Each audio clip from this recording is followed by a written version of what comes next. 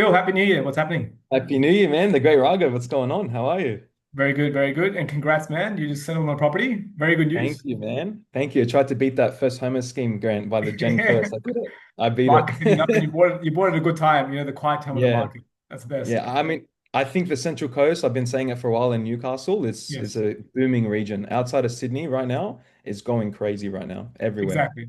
Yeah, 100%. Now we had a look at your property before the pod and you did a great job. Maybe one day we'll have a pod and kind of break down how you made those decisions, Yeah. and walk us through your buying process because Yeah, we already know you definitely. made some Definitely. instant equity, which is amazing. Yeah, definitely. And I've been going to be sharing some of that on Instagram as well and on LinkedIn of the Perfect. progress of the build because I am going to be putting some work in it and trying to show people how easy it can be. I know people get daunted, I think I got a really good price on the property just because of, knowing who can support me and who can do what for me. Mhm. Having people like you in the background, people I can kind of lean on that Mhm. know a little bit more than me in certain things. These I think save me so much money. Yep, yep, that's so true. I'm looking forward to that, man. Like, I think it'll be very insightful for all the viewers, and I'm sure Yeah. we'll get like a lot of, insights on how to beat the market for sure. A real world view, right? Not just us saying that we do all those Exactly, things. exactly. We actually do it We sometimes, will you up know? examples. Yeah, we actually do something in the Yeah. market somehow. Yeah. We have a good one today, man. Like, we're going to actually talk about something a bit different, and we're actually going to go through what we believe, with our experience, the top mistakes Australian investors make today. So Mm, this is by no means saying people make these mistakes every day, but just things to watch out for, things that we notice dealing with, multiple investors on a daily basis. So yeah. basically, our goal of this podcast is to just, give our viewers some insight as to things that you should be kind of across before you jump into starting that process of buying an investment property, Yeah. and just things to look out for. Watch yourself, if you're doing certain things, how to kind of avoid certain mistakes, how to make sure you're putting yourself in the best position to succeed. Essentially, Mm. that's the ultimate goal for you guys. So, Phil, you ready to go? Yeah, yeah, definitely, Yeah, man. Definitely. And we were speaking about a couple of mistakes on my property that people make, right? And that yeah, helped me win. So these mistakes exactly. usually work for the property buyers, but it can definitely hurt a lot of people. 100%, yeah. Like, if you can avoid these mistakes, or if you can just understand how to kind of get yourself out of these predicaments, that's the Mm. best way to move forward. So Yeah. mistake number one, I see, and ultimately, I'll be honest, it all comes down to this piece, which is planning and strategy. So I feel that a lot of investors today, they're trying to rush into a purchase. They're trying to, buy a property because they think it's the right thing to do, or they think that, the parents are pressuring them or the partner's pressuring them to buy something. They need to go out there and just, do a purchase for the sake of it. But if Yeah. you really break it down, people need to understand the why behind things, and they need to understand the strategy that will help Yeah. them understand how to get to the why. So Yeah. we see a lot of clients, have an initial consultation with us, and all they're thinking about is, I need to buy property because I'm peer pressured, or I'm just not sure what else to do with my money. Yeah. And that's not the worst thing, but ultimately, if you don't have a specific goal, you might not have the goal from day one, or if you don't have the why, as in, like, like, for example, like, our why today is being financially free. And whatever that looks like for us, that's why we're doing certain things in the market, whether it's investing, helping clients, whatever it is. So if you have that bigger kind of perspective into any investment, any financial decision, I think you'll be more motivated. I think you'll be able to kind of get more clarity on, the importance behind a specific investment or a purchase you're about to make, or a specific journey you're about to, go through. Because it's not going Mm. to be easy half the time. You're going to have to do things. You're going to have to take action. There's a lot of, Yeah. ups and downs you go through that process. So if that why isn't strong enough and you don't have that ultimate strategy behind your investment, it's hard to kind of progress and make the right decisions, I would say. Yeah. What are your thoughts, man? Like, do you think, are you seeing the same 100%. thing? Yeah. Yeah, yeah. So not just going with the flow, right? Like Yeah. I have clients that will panic and say, "Hey, I need to buy a house. I've only got a budget of 600. I can't find what I want. I'm just going to take this." Yep. And a lot of these times these are actually mistakes that people make thinking they're doing the right thing, right? They're doing what everyone else said. Everyone told me to buy, in Brisbane. I could only afford an apartment. I bought this apartment. Why didn't it go up, Yep. Not knowing that, that apartment is not in a desirable location. It's got issues with the strata report. You got bad neighborhood, anything that can go wrong because you haven't done that due diligence. What I see is people go blind and just grab at things, right? And Yep. that's something that can be a big mistake because we've seen people buy property and I'm sure you get this as well. My cousin bought in this place. My, friend bought in this place. Their price went up so much. I'm going to do it too. Sometimes you can just be straight up too late, and you've made a mistake, doing something that someone else did successfully, but haven't applied it to your strategy, like you said. Is that in your goal? Is it in your actual bracket? Can you actually afford these payments? Because, it's nice. One thing I get as well, which I'm not sure if you see, just because you've got equity in your property, you've done well, that doesn't mean it's going to be, repeatable and you can just do it again and just go Of blindly course, again. yeah. Because some people do also get lucky, right? Some Yep. people also get lucky. Yep. That's a big part of it too.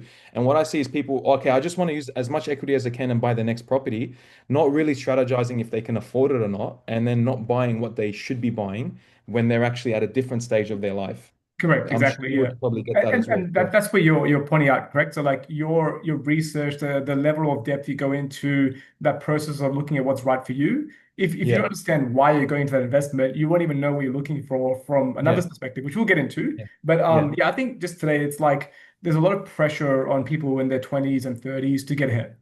And there's a lot of Yes. pressure financially. There's a massive cost of living crisis. Things are expensive. So people have all this financial pressure on them to make a decision.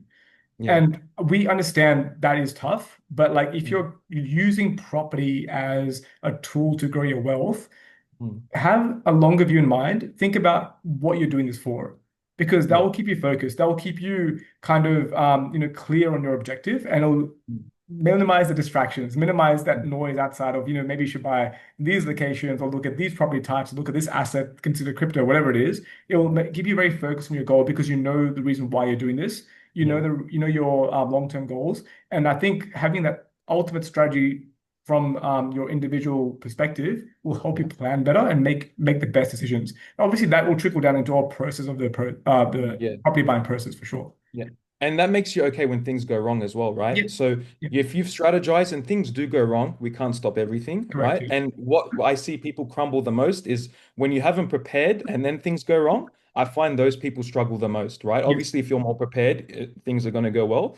But when we see the opposite end, right, we'll have clients with, one or two, three investment properties. Yeah. Something catastrophic happened to one of the tenants, something happened to the house. But because it's planned, Yeah. then it's not a real big issue. If I lost a month in rent, it's okay. Or if I need to put in 5 to 10,000 in repairs, it is okay.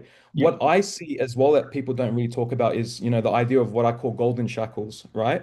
Where you and your partner are making crazy money. You've just bought this $3 million house, right? And now you're kind of stuck. And then now you don't know what to do next. And Correct. and a $3 million home could potentially be 15 to 20,000 on your mortgage, depending on your rates and what your deposits are. And then, okay, by buying that next property, right, now you've lost a lot of lifestyle. Now, you can't spend as much with your kids.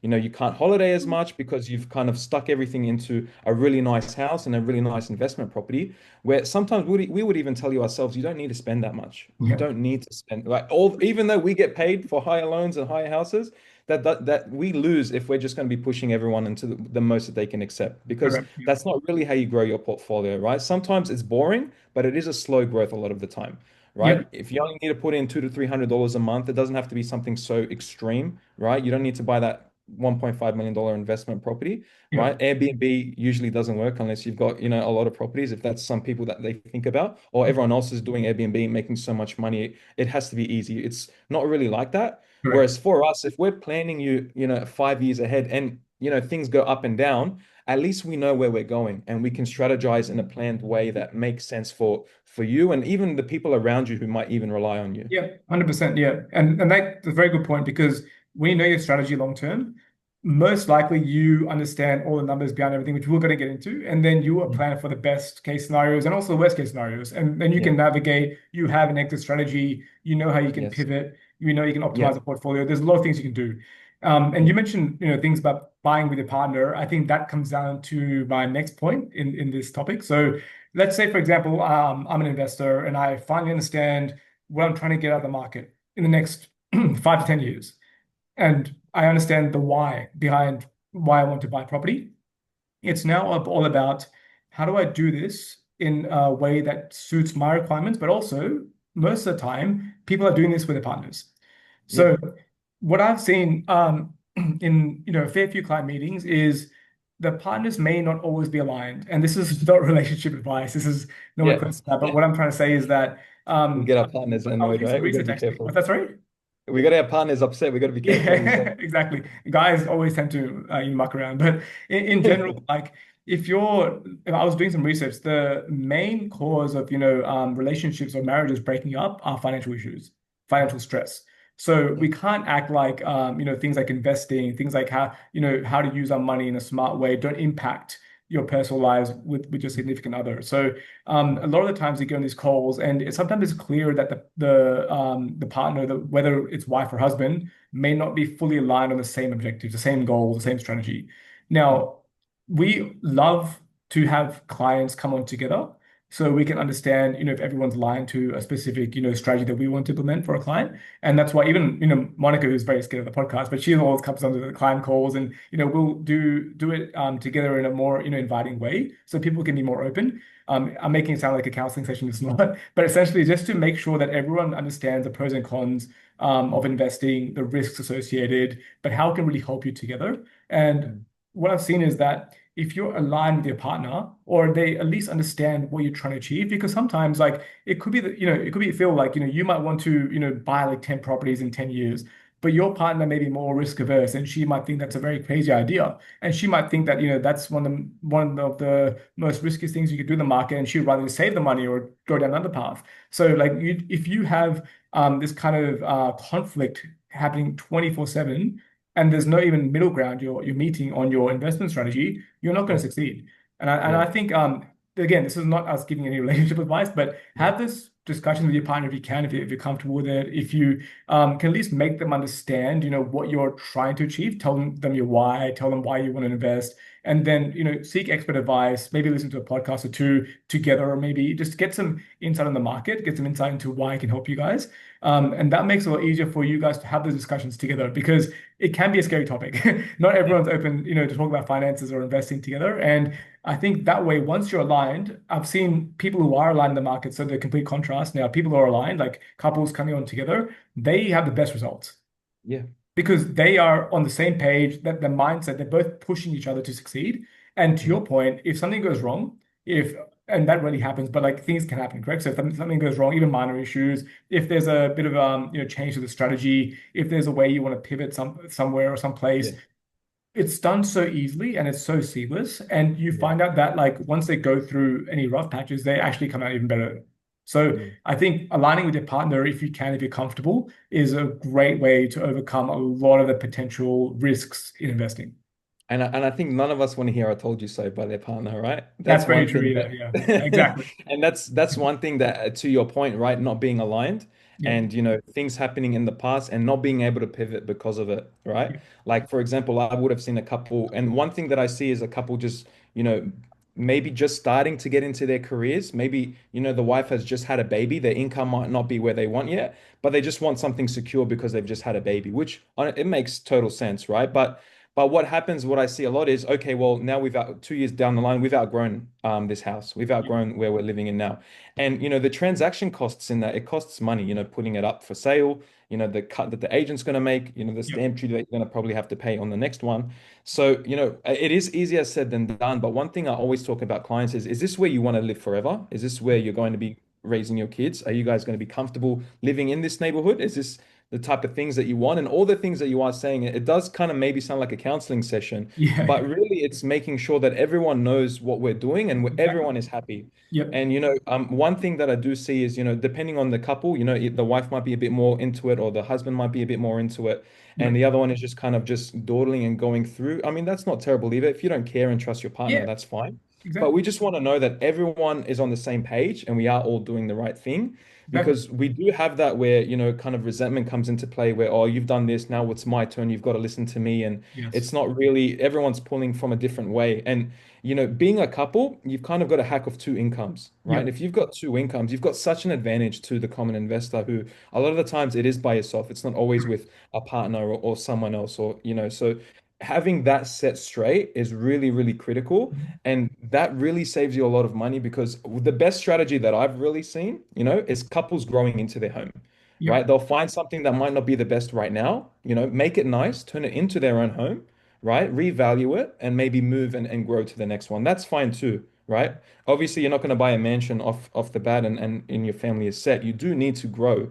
but Mhm. it's not just buying something just because and just doing it right now. It's Exactly. really, okay, I'm going to do this now. And then after this, I've already thought of my next step. Yeah, yeah. And like you mentioned, like, having those discussions about what do you want to do in 5, 10 years together is very crucial. Like when we Yeah. have a strategy session with any client, and if they're in a relationship, we make sure like it's the couple coming on for the first session at least. So we start, again, not a counseling session, but we ask about the goals. We ask about, how long do you plan to live in this property, or what's your timeline for your own property in Yeah. looking like when you're investing today, what's the maximum you can wait before you can buy your own home to live in? So all Yeah. these things are they're very important questions for anyone to understand, for us to understand, because how can we go and buy the right investment property if it doesn't meet their timelines in the first place? So, but to understand that, it requires the alignment between the couple itself. So that's Mm. very crucial. And I think yeah, to your point, you can maximize two incomes, but those incomes won't be maximized if you aren't on the same page. Yeah. And that can set you back. So again, like just help yourselves by having those discussions with your partners, and make them align into what you're trying to do, or make them at least see the vision. And Mm. obviously you can do that in multiple ways, and talk to people, and just get insight, and just even jump on a call with us, so like that Mm. way, because we'll ask you those questions for you. And then Yeah. there's no way saying that it's nothing to do with a relationship, it's all to do with property strategy. That's all Yeah. ultimately it comes down to. But Yeah. just you building that alignment, having those discussions, it will happen over time naturally. That's the best part about it. Yeah, which is good, Yeah. and I mean, I'd like to think that both of us, open up to our clients and they open up to us, and Yeah, and that helps us, be honest. We're obviously not doctors. You don't have to tell us too exactly. much, but the more you do tell us, obviously, the more we can try to perfect Correct. the Yeah. strategy for you. Yeah. Yeah. And somehow we both have partners, so we can give you real life examples on how we've had partners. And we love them so far. Yeah, exactly. It's Yeah. that's so true. And and this one's down your path, man. I think what the third thing I see quite a lot in the market is not leveraging the right financial structures or the right financing models to Yeah. build the property portfolio or buy the properties in the right way. So Mm. let's say, for example, if I'm an investor and I want to scale a portfolio, there might be a specific way that I should set up my finances from the beginning to Yeah. help me scale to my timeline, to my goals, and Mm. ensure I don't get stuck in the future. Yeah. Because right now, a lot of people are rushing into the market. There's a lot of FOMO in the market as well. We're Yeah. seeing a lot of clients, just, hey, I come on board. I've got a pre-approval. I want to buy X, Y, Z. But actually, I'm like, just slow down, because if you do this, it might work for you in the next month or two. But 2, 3 years down the track, you're not going to be happy. So Yeah. these are just things we want to make sure that all clients understand, is like understand the finances and take your time to talk to the right people. So people like Phil, like people in the space with access to all lenders, access to all the structures you can buy in. If you can develop that strategy and align with your expert team around you, and whoever you've got in this journey with you, make them understand your goals, because those structures will help you scale to a whole new level. And if you go into the wrong structure from day one, you might get handcuffed. You might, not be able to achieve the goals that you're trying to, get to in the next 2, 3 years, because of simple mistakes you've done from day one, because you're Yeah. rushing things, not understanding the structures. So, this could be, difference between personal lending versus trust versus SMSF versus even which lender you go to for the first property Yeah. versus even equity, your time frame for an equity extraction or refinance or whatever that is. So Mm. seek expert guidance, talk to the right people. And Phil, you mentioned before, like, this also goes down to the next point, but when you understand the numbers as well, there should be no one really advising you when you mentioned that point about, like, if your borrowing capacity is, $3 million, that doesn't mean you buy one property at $3 million. You don't Mm. just go out there and buy, the property Exactly. that suits, I mean, that matches your maximum budget in the market. You plan accordingly. You understand what assets, what budgets will help you get to where you want to go to. So it's very crucial, again, understand your finances, take your time to understand your finances. It's probably the most important part of property. They always say property is a game of finance. So just make sure you're aligned with your, brokers or banks with your numbers, and then Mm. plan from there. And even accountant too. Even accounting. One question I do get is the difference in tax advantages. Yep, Do I have it in my wife's name? Do I have it in my name? Do correct. we have it in both? What's better? What should I do? And another thing that you briefly touched on is trust structuring, right? And that's not just for, your normal investor. That I'm Yep, seeing a lot of siblings and family actually wanting to do this, right? for sure. Where I can't afford it by myself, right? I want to put a house under I want to put a roof over my mom and dad's head. Me and my brother can afford it. Let's put a house together and let's buy it in both our names. It sounds great, sounds really good, and it's a lot of people, right? A lot of people do want to do this, but what we do see is, okay, once you've purchased this next place, what happens when you want to buy your own place? Or, Exactly. you know, Yes. your brother just got married and his wife wants X house, right? How are we going to draw the equity and how are we going to use these finances? And then it becomes way more complicated Yep. than it really could have been, right? I know trust structuring is getting a lot of spotlight at the moment, but this could be a perfect example of that where, you know, you don't actually own the debt, right? The company does, right? Yep. And we can go into the specifics when we actually have our sessions and explain what that means. But Mhm. what that will do is actually free up your finances when you do go for yourself, right? Correct. Because you don't have any debts in your name, right? And one people see this as a loophole. "Oh, I'll just, you know, use the trust structure. It's unlimited servicing." It doesn't really work like that because Yep. it is also more expensive. But when the strategy makes sense, all these things just fall into a line and it Mhm. frees up yourself. And, you know, we said it earlier on, not that there's going to be, you know, many mistakes, but when things go wrong and mistakes happen, these are the kind of things that protect you and just make them not really a problem, just another day, right? Yep. And it's how you're handling it and how you've set up from the beginning that can save you so much money because, you know, some people think, okay, let me just buy a couple of houses in my name. I'm not bothered to look into trust. It's too complicated. I'll do it later. That in itself can actually, you know, kill what you can do in the long run as Correct. well. So Yep. what you want to do is really important and getting it done from the beginning is really important. Not, oh, I'll do it later or it's too much right now. I'll figure it out later. Because if you do that, you know, you go wrong so often. Correct, yeah. The truth is, man, like when you're looking to buy property and you're looking to buy property in the right way and succeed, it takes time. Yeah. So it takes time, it takes effort. You have to take action. You have to get Yeah. things done yourself. You won't just have everything handed to you on a platter. Like you got to get documents ready. You got to engage the Yeah. right people. You got to make sure that you know you're maximizing everything you can from a salary point of view to get XYZ or lending, whatever it is. But like Yeah. once you at least take those actions, if you've got the right team, to your point, you can get all the information you need. But again, it takes time to understand these things, it takes Yeah. time to understand and strategize. So, like what we do for every client before we even start locations, property types, starting to source a property, we look at the lending. We look at financial structures. We show them everything they're capable of doing in the market. And then ultimately it's a client decision, but we can be there to help and guide with your team, with Yeah. accountants as well. What might be the right strategy for you? What might Yeah. be the right pathway for you for where you want to be in the next 5 years? And that way, we kind of help take all that, critical decision making away from, just the clients and, put it to expert hands. But Mm. just getting to that stage, it's not just, done out of nowhere. You got to Yeah. get the documents ready. You got to Yeah. submit. You got to talk to people. You got to make sure that, you've got everything in order to even start that process from the bank and lending perspective. Mm. Takes effort. And and every bank is different, right? There can Yeah. be a $200 to $300 difference on the same person, on the Oh, yeah. same financials, on the same income, right? Correct. And Yeah. nothing else has changed other than the bank.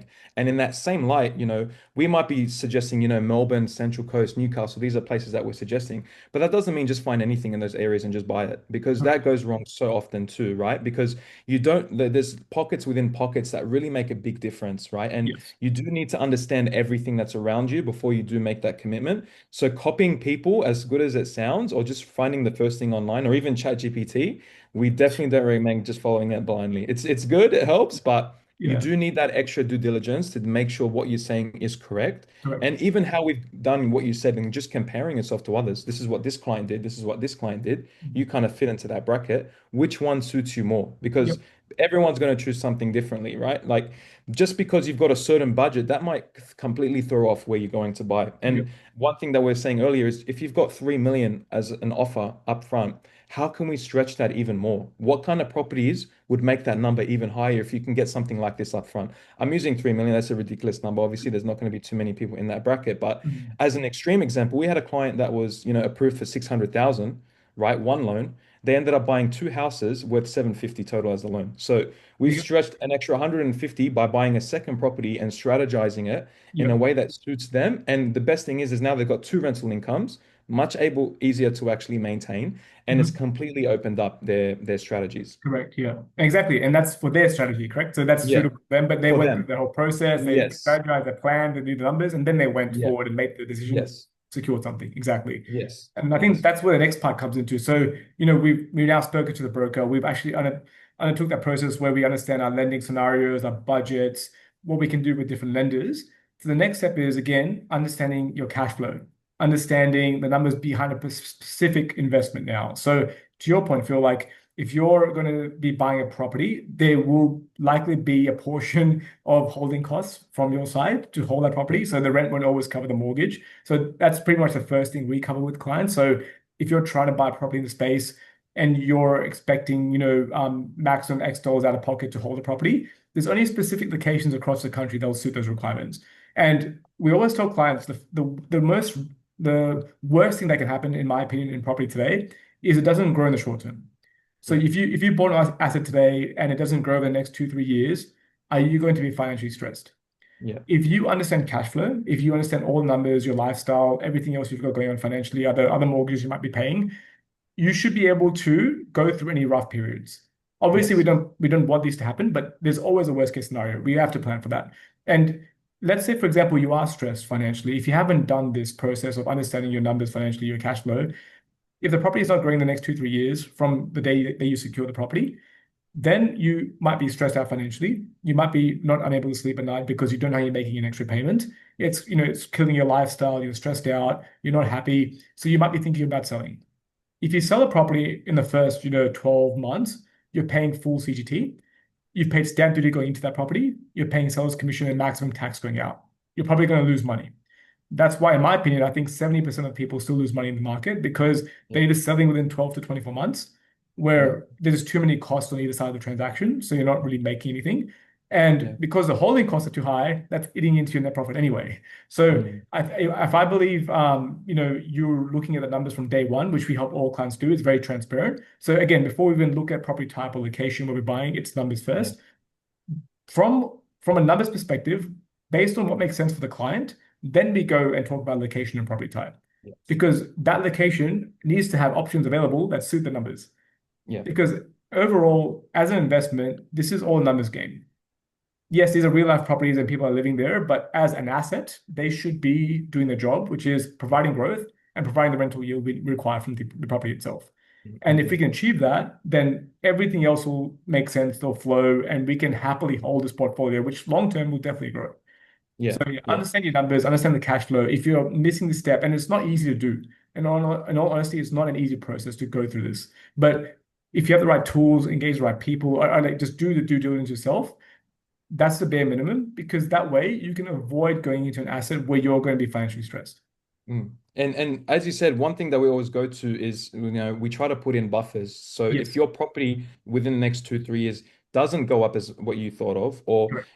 a lot of our investor clients choose interest only as a repayment, we Yes. have to understand you're not actually paying your loan. The Yep. loan is not going down. So whatever is coming and you're getting paid, it's just going straight to the bank. Are you okay with that? Yep. 99.99% of the time, it's part of the strategy and it is good, right?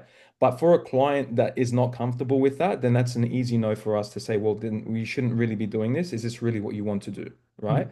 We're obviously not going to be telling you what to do, right? We do want to protect you as much as we can. But things like you said, interest only is one that's just a common thing that every investor does and should. A lot of the times it is applicable. But, Not financial if that advice, just advice. yeah, not financial advice, obviously, but a lot of the times this can actually hurt people, right? Yep. So you're not paying off your loan, as you said. You're freaking out about the holding costs, right? You might have had, some unseen repair that you need to do on the house, and you just panic sell, right? Panic selling doesn't work in any asset type. You see it in the stock market, you see it in currencies, Bitcoin, whatever it is. People that panic sell, they usually lose. The Yep. ones that do win is people that are boring, like Warren Buffett, that just keep winning every year. And Mhm. eventually it's just going to have this massive Boring pile. is And that's good. Mhm. boring is good. Winning is boring and winning is fun. That's what I Yes, always say. exactly. So that's one way to think about it is, understanding, as you said, that portfolio that we've built you, the strategy that we're going for, the 5 to 10 year goal, right? 1 year of inconvenience shouldn't have any impact because we've already accounted Correct. for all those things Yes. and given you that confidence that you're making the right choice. And Mhm. as you said, the property will actually matter to that. So Yep. if you're, and that's the reason why, generally we don't really buy too many properties over that 800, 900 to a mil mark, just because of strictly holding costs. They're not a property that's going to be applicable for a lot of people. Correct. 100% agree, man. Like, and I think it just comes down to if you're taking all these steps, we're just minimizing the risk that you will be panicking. Yeah. And human emotion is a big thing. So you want to Yes. Huge. avoid being in the state that you're panicking. So like if you take the right Yes. steps, you do the research, you'll get there. And then that comes down to the next part. So let's say you understand the numbers financially finally. Sometimes people will still think, despite all these steps you've already taken, that you want to buy property you can look, feel, see, touch in your own backyard.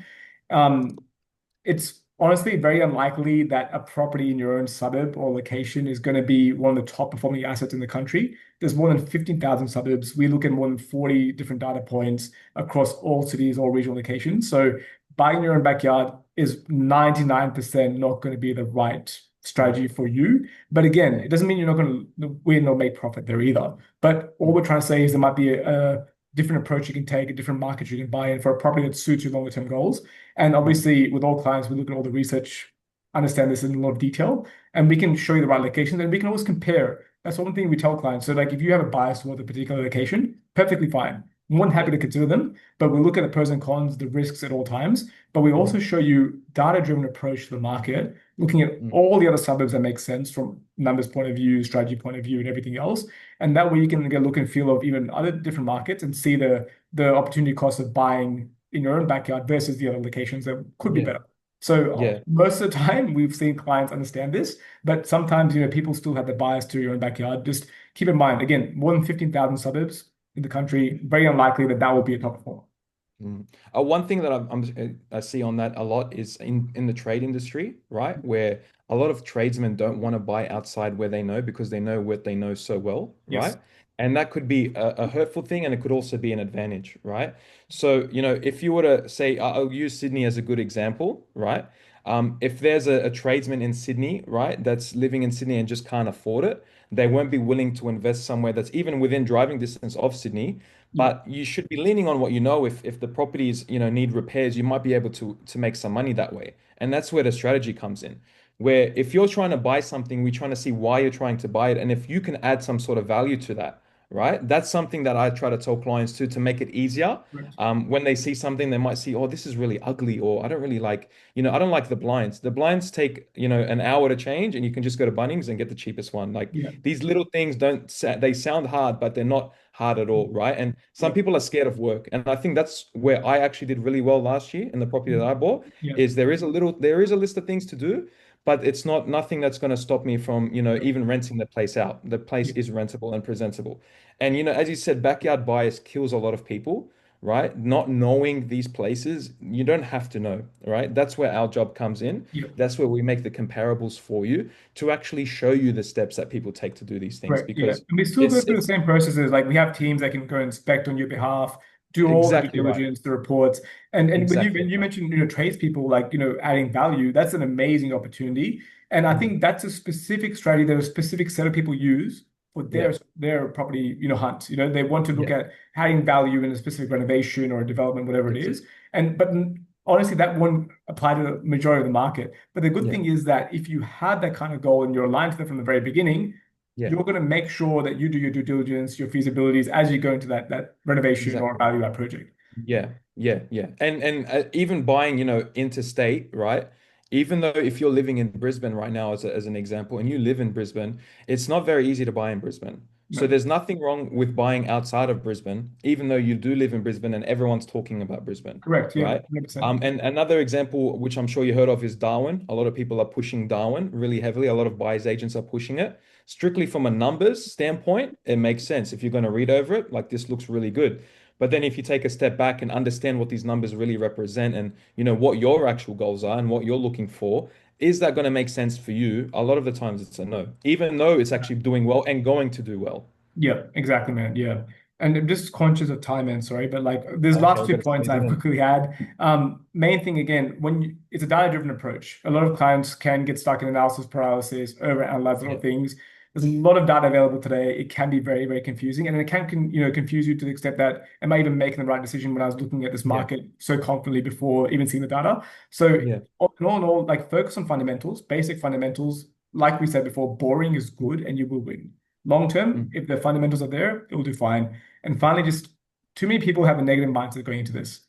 And I find that surprising because they're looking at property as a tool to grow their wealth, but they're coming into it in a more negative mindset in the sense that maybe they still don't fully believe in the asset class, or because there's a lot of cash up front that they're thinking they might have to put up front, or for whatever reason. But and think about it, anything you do in life, if you're going to be more scared or a bit more reserved or negative, you might not get the best outcome Yeah. because you won't be fully committed to that. So commit yourself properly, in my opinion, and then I think you'll be fine. But mindset, I think we should have a whole different podcast on mindset itself because Yeah. I think like even with a negative mindset, you can get into the market, yes, but can you scale something to, become financially independent or free, or, get to your ultimate goal of building your own home or whatever that looks like? I don't think it's possible. So I think mindset is crucial, man. It is. Your mind really does control everything, and a lot of this is psychology, as silly as it sounds. I've Correct. seen clients, miss out on an $800,000 property over five to $10,000 and then Correct. regret it and have regret and still have regret, right? Just Yep. because they overanalyzed it and said, well, technically, actually, it should be this value. And sometimes it's not really that serious, right? As in, there is room to make mistakes. I myself have probably paid too much on certain properties, but thinking back now, it's such an insignificant number that if I lost that property over that number, that would upset me more than Exactly. overpaying a little bit, Yeah, and right? don't get me wrong, we Because want to get the very best deal, but if you're looking at a location, you're very confident in the location, that means you're yeah, seeing the location grow at least, two, 300 grand in the next few years. yeah, So even if you have to overpay, I'm not saying we do this, but even if you have to overpay yeah, 5, 10 grand to secure something great, maybe in the mm, long run, it's not the best, like not the worst decision. It might be the best decision you make because you actually bought something. mm. To your point, we've had clients miss out on properties over 2 grand. Yeah, So that's and they crazy. regret it after as well. And that Yeah, comes from a mindset, it comes from overanalyzing and a lot of different things. But again, that's where I also think that people need, some kind of expert guidance who like literally buy mm, property day in, day out to get them yeah. over those fears, to get them over that mindset, to push them in that direction that they could take action.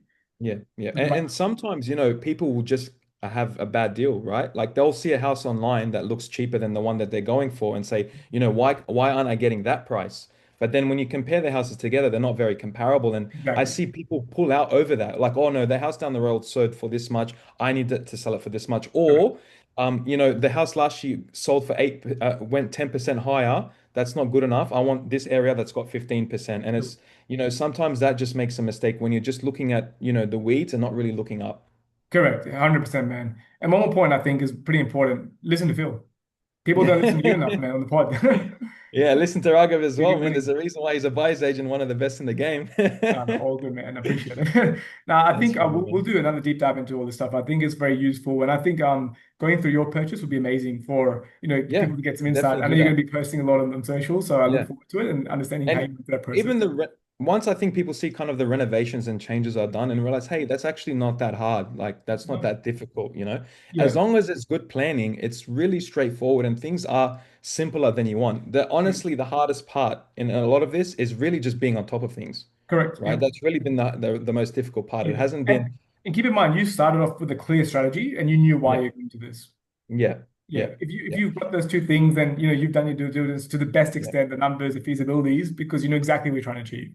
Yeah. And I could have bought cheaper or more Yeah, elsewhere. I could have bought bigger land. I could have bought, a nicer place, but this fit my strategy. And that's correct. what's really important. And that makes me confident that this is my strategy and my goal. Correct, man. Yeah, everyone's unique, and then that's perfectly okay. Especially And you, man. You're very unique. so true, Uh, man. I really appreciate it, man. Like, really good Thank you, catching up man. again. Congrats again on the Great time. deal. Look forward to the next pod. For sure, man. Speak to you soon. Catch You up. enjoy, Phil. Have a Thank good you. one, man.